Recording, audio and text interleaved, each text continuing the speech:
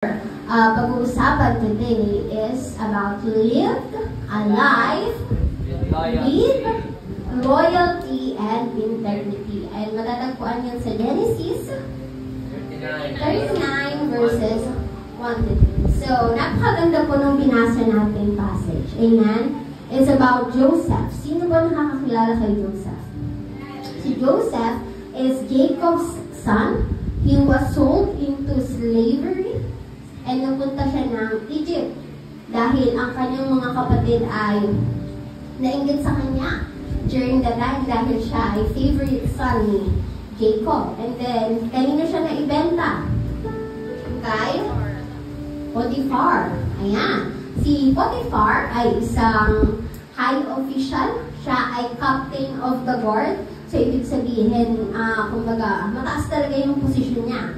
However, dun sa story, nakita natin na dahil si Joseph ay well-built and handsome, meron ba dito nun? May nakikita ba kayo? Amen? Oo, lahat tayo, diba? Well-built and beautiful. Amen? Well-built and handsome. Meron nagkagusto sa kanya. At yun ay walang iba kundi sino? Potiphar's wife. Yung wife ni Potiphar. And then, every day, siya ay inaakit. Amen? Pero, hindi siya nag-give in.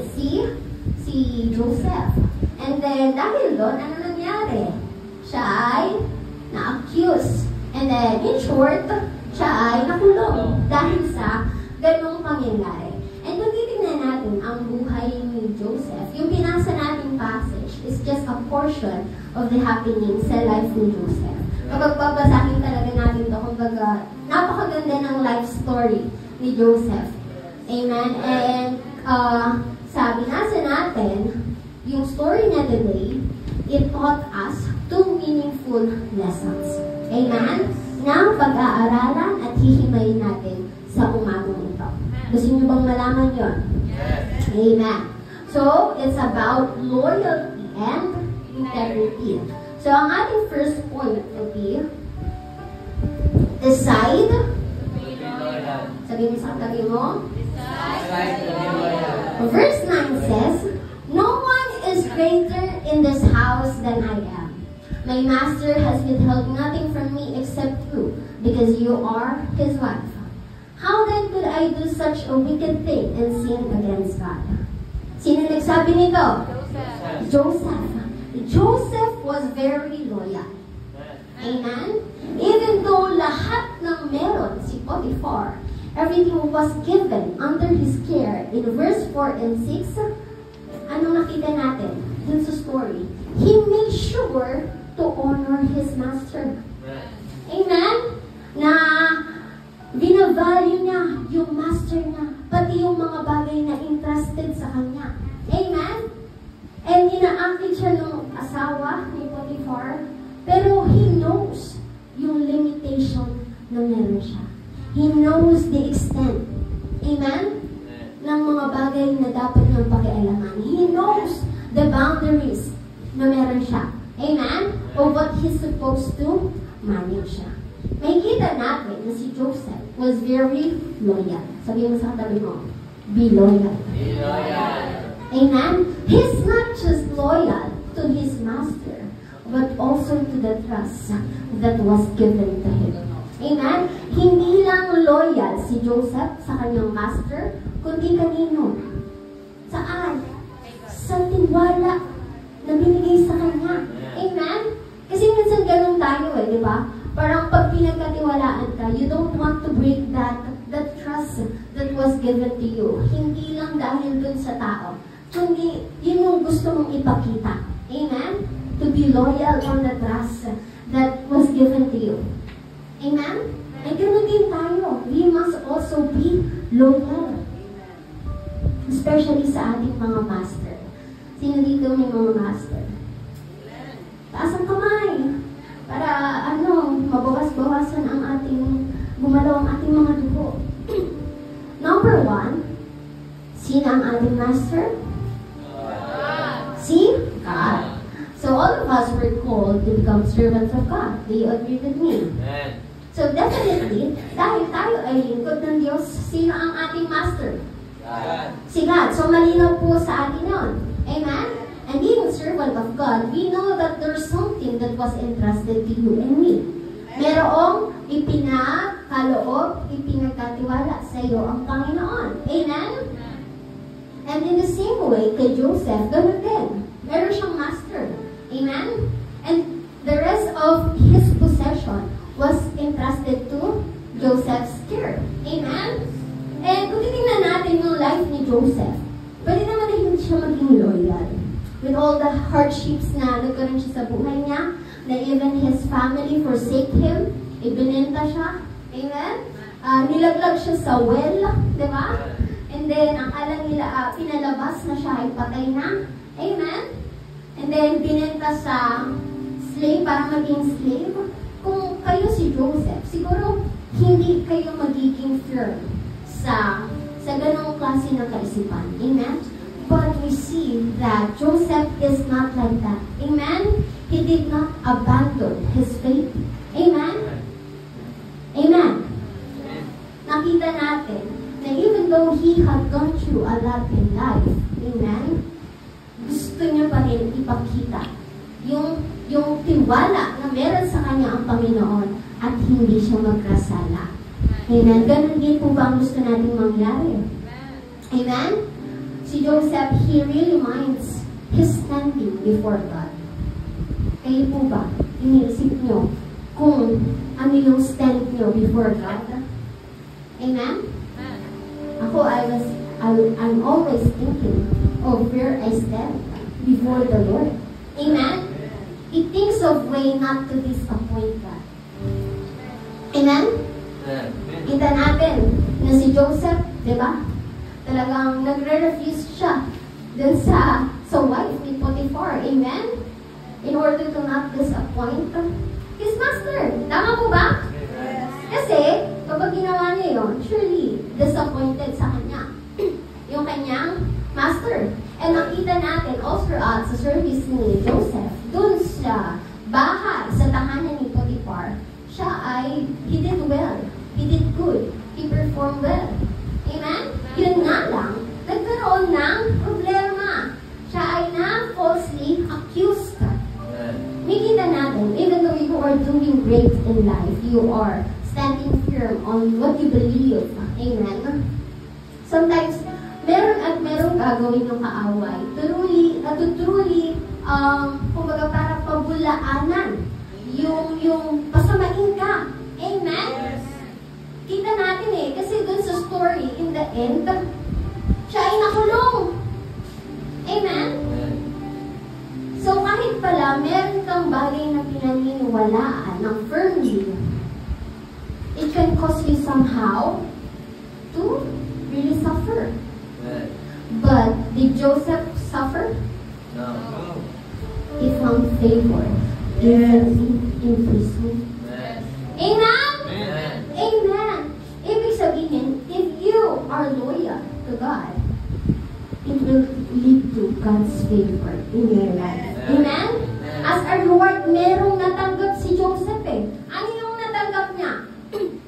Sabi dito sa verse 2, verse 3, verse 21, and verse 23, it was mentioned 4 times that the Lord was with Joseph, with him. Amen? If you are loyal to God, sasamahan ka niya. Hindi ka niya iiwan. Therefore, is God your master? Amen. Is God your master? Amen. Amen. Definitely. Amen? Pangalawang bagay, at the reward na binigay sa kanya ng Panginoon, God gave him success. Amen? So verse 3 and verse 23, it was mentioned 2 times that God gave him success in everything that he did. Even siya ay nasa magandang kalagayan nung siya ay nasa kina Potiphar, and even nung siya ay nasa kulungan. Yes. Successful si Joseph. Amen? He found favor in the eyes of the prison warden. And if you're really loyal to God, He will not make you lose that favor in your life. Na kahit saan ka man naroon, dala-dala mo at kasama mo ang Panginoon. Kahit mahirap yung sitwasyon na meron ka. Basta loyal ka sa Panginoon. Amen po ba? Pangalawang master natin. These are the authorities and organization. Repeat with me. Authorities, organization. So pag sinabi kasi natin, loyalty, normally it is associated with organizations. Amen? So ano itong mga organizations na meron tayo? These are the church that we belong to. Amen? These are the work, school na meron tayo. Amen? Sa bahay, merong authorities sa loob ng bahay. Amen? Sa government. Amen? They are authorities. And God has placed us under authority in one way or another. Dahil sa bahay, sino dito may parents? Ayan. Lahat ng may parents, lahat ng mga anak is under the authority of the parents. Amen?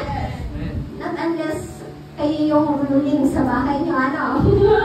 Kayo ang hari sa tahanan nyo, hindi naman. Amen? You are under the authority of your parents. Amen? So, kapag ikaw ay under sa authority, you have to, and you are subject to, submit sa authority. Amen?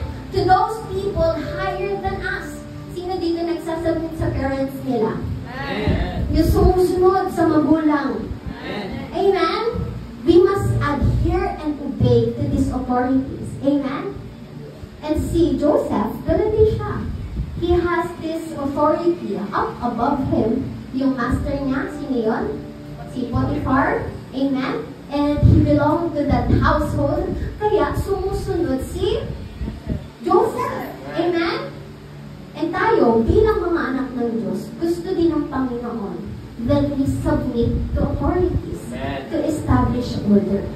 Amen? Sabi sa Titus 3:1-2, remind them to be submissive to rulers, to be obedient, to be ready for every good work, to speak evil of no one, to avoid quarreling, to be gentle, and to show perfect courtesy toward all people. So God is the God of order. Amen? And He wants everything in order as well. Amen? Kaya si Lord, nag-place siya ng authority. Amen? Pagdating ng panahon, kayo ay magiging authority din sa family nyo once you are parents. Amen? And lahat ng down below, lahat ng nakakasakop sa atin, we have to remain loyal to those authorities. Amen? To those governing bodies na meron tayo. Sino dito yung sumusunod sa batas na meron tayo sa Philippines? Taas ang kamay. Amen. Oh, yung iba po. Yung iba nagbabayad. Di ba meron na yung bago, yung NCAP. Yari na lang tayo. Amen? So, loyalty to those organizations or authorities na meron tayo is like loyalty to God. Kasi partly, this is the command of God to be loyal kung saan ka belong. Amen? Ganun din sa simbahan na meron ka. Kung meron kang simbahan na ina-attendan, be loyal to that church, to that authority na meron ka. Bakit? Gusto ng Panginoon na yung sinasamahan mo, talagang, kumbaga, dun ka mag-grow. Amen? Kasi marami pong mga Kristiyano na tinatawag nating grasshopper. Ayan. Sila ay talon ng talon. Amen? So, if you belong to a church, you have to be rooted in the church. Kapatid, hindi ka magbubunga kung hindi ka nakaulat. Ang halaman po ba kayang bumunga ng lumulutang? Hindi, di ba? Kailangan ikaw ay nakabaon. Ikaw ay soiled. Amen? May ugat. And then saka matutubo, then saka ka magkakaroon ng bunga. Not unless may imaginary na-fruit kayo, diba? Na, uy, hindi natin alam. Ano na lang, biglang namumunga na lang. Grabe, powerful man yun. Amen? So, with that, kumbaga, kailangan din sa atin, we have to be careful on selecting the organizations or authorities that were involved. Amen? Dapat alam mo yung sinasamahan mo. Dapat alam mo yung sinasamahan mo. Amen? Samahan mo yung mga tao na tama at worthy sa harapan ng Panginoon. Amen? So, sino yung mga masters natin? Number 1, ang God. Pangalawa, authorities and organizations. Be loyal to those masters. Amen? Be loyal to God. Be loyal to those authorities and organizations na meron ka. Amen? Kung meron tayo at kilala natin yung mga master natin, sino naman yung hindi natin master? Oh, Satan and his demons. The world, money, and your own. So, hindi natin master si Satan. Can I hear an amen? Amen. Amen. Sabi nga ni Jesus Christ kanina dun sa Matthew 14, di ba? Away from me, Satan. Dapat ganun, nire-reject mo si Satan. Pati yung mga demons. O ba kaya, ano kayo? Friendship. Amen? Best friends. Amen? Amen? Satan shouldn't be our master. Amen? The world. Ayan. Hindi natin master yung world, yung mundo, yung beliefs, yung values, yung behaviors na meron dito sa mundo. Can I hear an amen? Amen. Romans 12:2 says, do not conform to the pattern of this world, but be transformed by the renewing of your mind. Ibig sabihin, kung ang Diyos ang master mo, you are loyal to God, then the world shouldn't be your master. Amen? Ano yung tinatawag natin dito? Ang makasalanan po kasi, it is not the earth.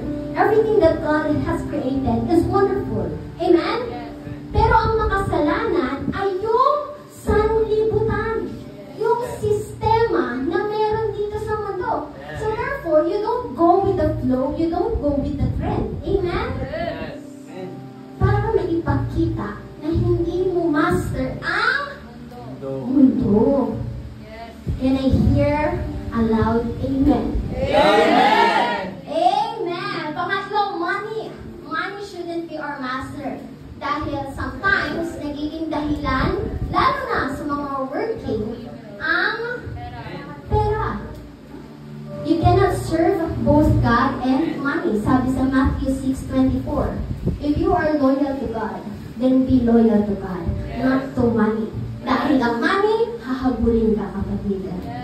It will follow. It will run and chase you. Amen? Hindi mo kailangang habulin ang pera. Tingnan mo nga, di ba, nakaswimming tayo. Laban niyo ba yun? Hindi damit, di ba? Binless tayo ng Panginoon. Amen? Yung nag-uumapaw pa yung sisig, di ba? Hilig. Siksik-liglig at nag-uumapaw yung pagkain natin, di ba? Napakaraming isda. Puro isda. Amen? Yung ating kinain, diba? Yesterday. And God has really provided for us. If you're loyal to God, God will provide for what you need. Si JC nga, diba? Pag loyal tayo kay Lord, di ba provided? Yung kailangan natin. Amen? And not your own. You should not master your own selves. Amen? Do not be selfish. Do not be self-righteous. Amen? Do not be self-absorbed. Amen? Dahil kung ang master mo ay sarili mo na, then you are not recognizing God as your master. Bakit? Kasi hindi mo na i-allow yung mga desisyon ng Panginoon na mag-intervene siya. Yung desisyon mo na lang yung susundin mo sa buhay mo. Yung gusto mo na lang yung susundin mo sa buhay mo. Even though you know na sometimes may mali. So, kailan mo na-identify that you are the master of your own? Sabi ni Pastora Mary sa Proverbs 3:5 kanina, if you are leaning on your own understanding. Amen? So, these are not your masters.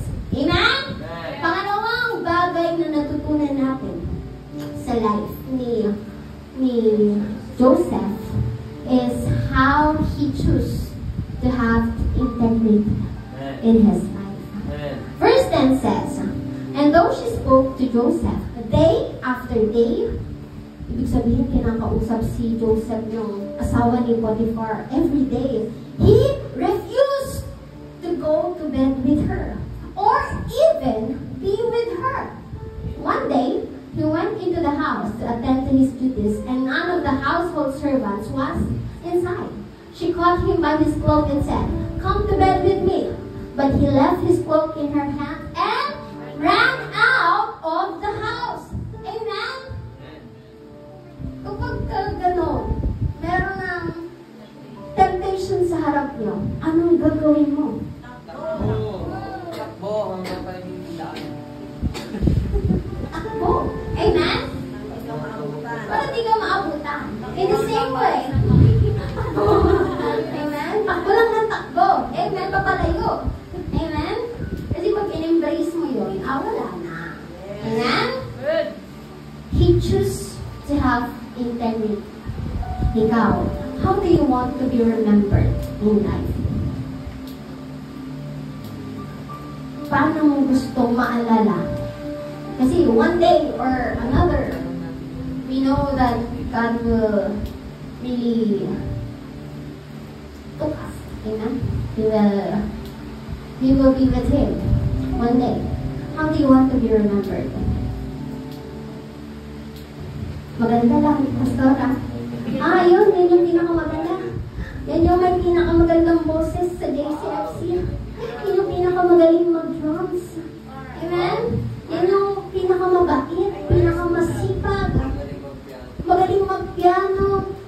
Magaling sumayaw. Magaling yung mag-back up. Ano ba? Magaling magluto.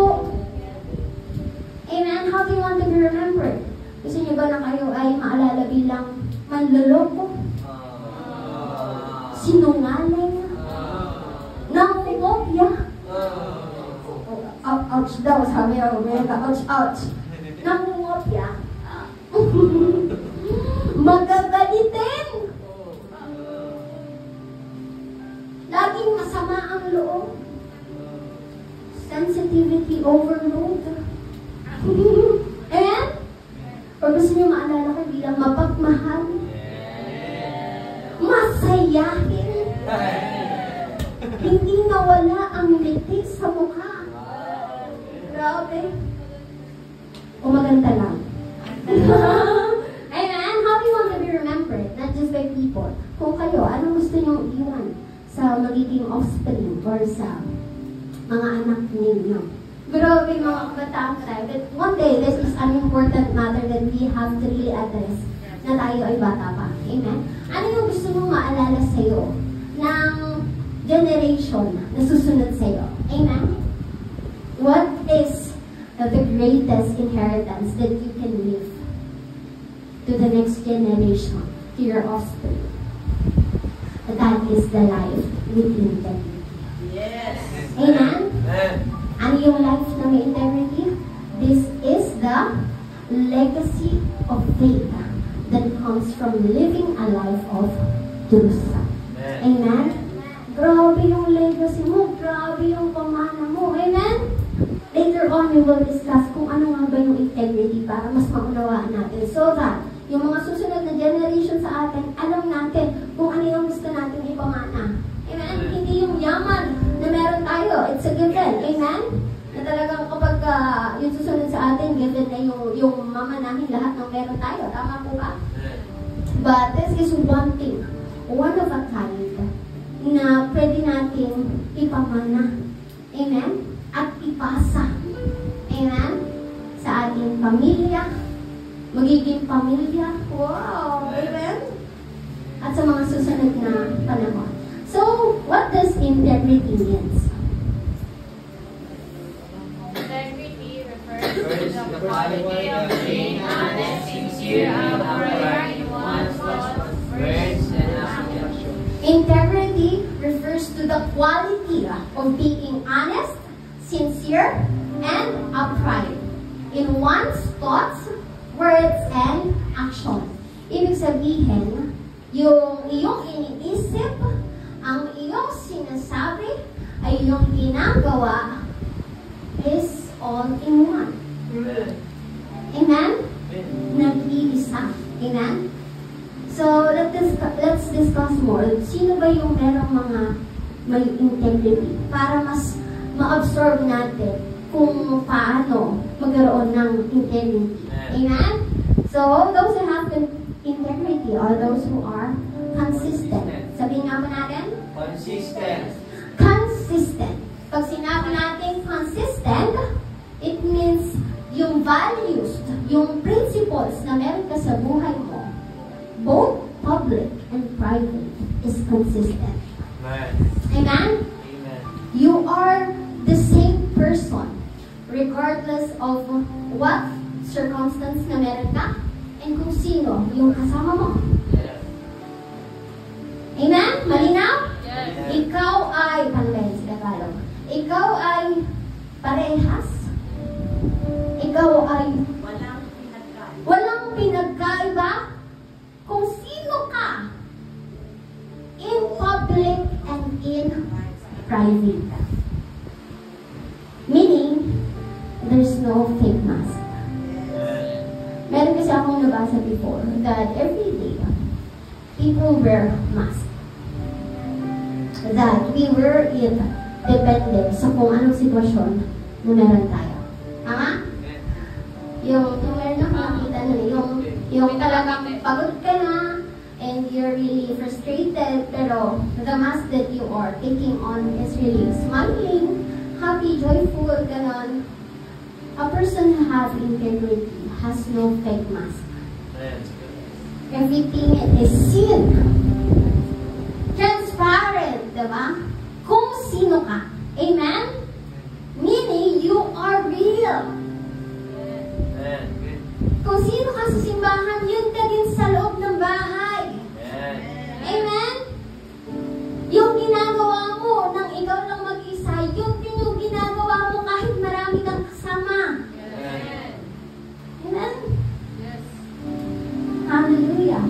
And those people na merong integrity, they are not easily swayed. Kaya kapag ikaw ay may integrity, it means you are consistent. Yung paniniwala mo, yung faith mo na meron ka, hindi siya madaling matangay. Hindi ka madaling dalhin. Amen? Hindi ka nagko-compromise. Can I hear an amen? Amen. You are consistent. If you are faithful inside the church, outside the church, inside your work, inside your schools, you are one and the same person. Amen po ba? Amen. You stand firm with your faith and what is right. Amen? Yung sinasabi mo, yung pinapakita mo, yung paniniwala mo, it's one and the same. Nag-iisa. They are in unison. Ganun ka ba, kapatid? Tanongin nyo nga yung katabi nyo. Tanong mo yung pinakita mo ba sa akin, totoo ba lahat yan? Amen? Totoo ba lahat yan? Amen? Sabi sa 2 Corinthians 8:21, totoo naman daw po. Parang tanong lang. 2 Corinthians 8:21 says, "For we aim at what is honorable, not only in the Lord's sight, but also in the sight of men." Amen? Hindi mo lang piniplease ang Panginoon. Yung pinapakita mo sa katabi mo ay same din ng pinapakita mo sa ibang tao. Amen? Colossians 3:23 says, "Whatever you do, work heartily as for the Lord and not for men." Amen? So sa lahat ng ginagawa mo para sa Panginoon. Those who have integrity is Consistent. sabihin nga po natin. Consistent. Pangalawa, yung merong integrity, sila yung Let's your heart before God. reflects a pure heart before God. Ibig sabihin, yung mirror, what's on the inside and carry it out on the outside. Diba? Kaya nga sinasabi nila yung beauty yung nasa loob. Dahil kung basura ang nasa loob, Basura. Lalabas. basura din yung lalabas. Amen. Amen? Mapapansin mo yan sa way of speech sometimes ng isang tao. Amen. Even though how much they really try to hide their way of speech, lalabas at lalabas yun sa kanilang bunganga. Tama ba ba? Ibig sabihin, yung mga may integrity, it's beyond the outside appearance because you are reflecting what's on the inside. Amen? Kaya yung heart mo dapat tama. Yung puso mo tama. Para yung lalabas sa'yo, ano ba? Ay, tama. Ang lalabas sa'yo? Tama!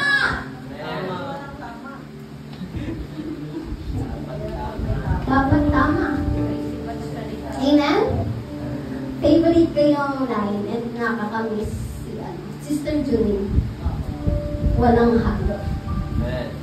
That's one of the greatest saying that I've ever heard. Walang halo. Pag katitingin ka kay Lord, dapat walang halo. Ganun din kayo, mga kabataan. Dapat walang That's not a compromise. Sabi sa Ephesians 6:6, not by the way of eye service, as people pleasers, but as bondservants of Christ, doing the will of God from the heart. Amen. You are reflecting purity from your heart, not just to please people, Amen. not not just for eye service, pakitang tao. Amen. Ginagawa mo yun ng buong puso. Walang halo. Tama yung lumalabas. Amen? Sino dito gusto na maprotektahan yung kanilang puso?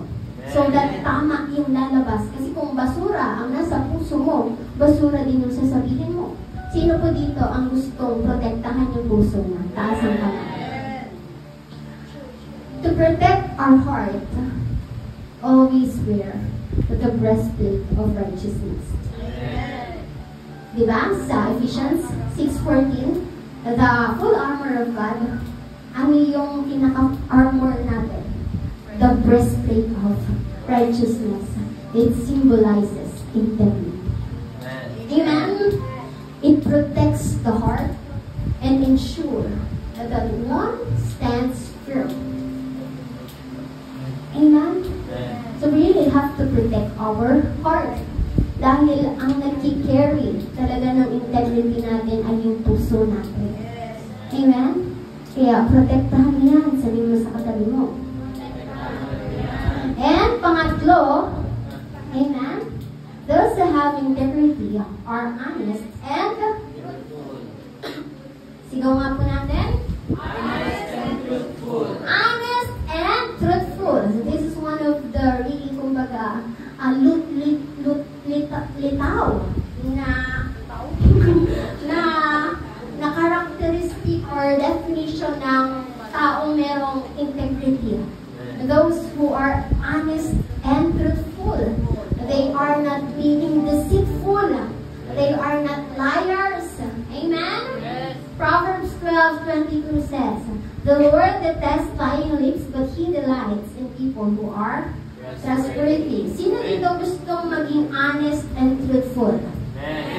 Amen. Taas ang kamay para gumagalaw tayo. Amen? Let's follow Joseph's example.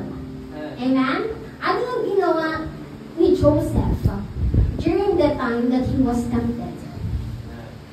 He learned. Say no. Amen? Sabi sa verse 10, he refused. Learn to say no if your faith will be Compromise. compromised. Pag alam mo yung faith mo, mako-compromise na, ano sasabihin mo? No. No! No! No.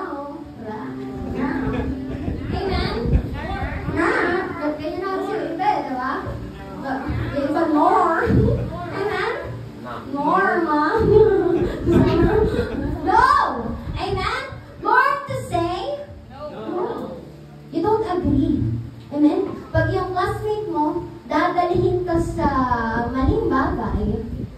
magkopya na lang tayo. Okay lang yan. Ang sasabihin mo? No. No. Amen? Tara, magano tayo. Inom tayo. Amen? Ang sasabihin mo? No. Diba? Learn to say no if you're gonna be compromised. Kasi the more na you allow those kinds of things, gagawin mo din, anong sinasabi lang? Bad company corrupts good character.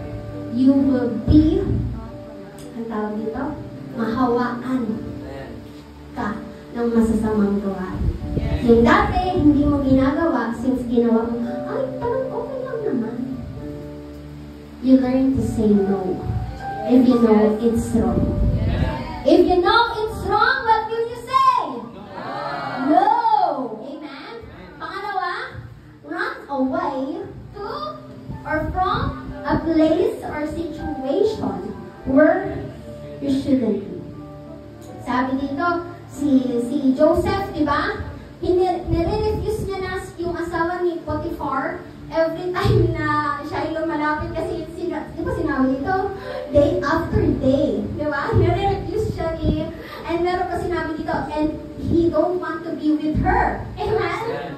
Di ba? Eh, nung talagang naging extreme na yung yung attraction ng wife ni Potiphar, ano ginawa ni Joseph? Tumakbo! Di ba? Takbo ka! Di ba? Sa mga lugar, sa mga sitwasyon na dapat wala ka. Na dapat hindi ka naroon. Amen? That's how you live a life of integrity. You are preserving yourself from being contaminated of those things. Amen? Amen? Amen? Hallelujah. Be honest and truthful. So, question as we near the end of this preaching. Is there a blessing to those who have a life of integrity? Yes. Yes and amen. Sabi sa Proverbs 27. The righteous who walks in his integrity, blessed are his children after him. What is the greatest legacy that we could have? It's integrity. Blessed are his children after him. If we go on with the story of the life of Joseph, makikita po natin that during the time na yung Egypt, when he rises to position, di ba siya ay nakulong, but he gained favor in the sight of the prison warden, then nagkaroon ng dreams, and in short, siya ay naging second in command sa Parao, amen? Parao, Pharaoh, doon sa Egypt, and then nagkaroon ng famine all throughout the land, and then ang nangyari is, merong dreams yung Pharaoh, that there will be 7 years of famine. Na-interpret yun ni Joseph, and nakapag-prepare sila.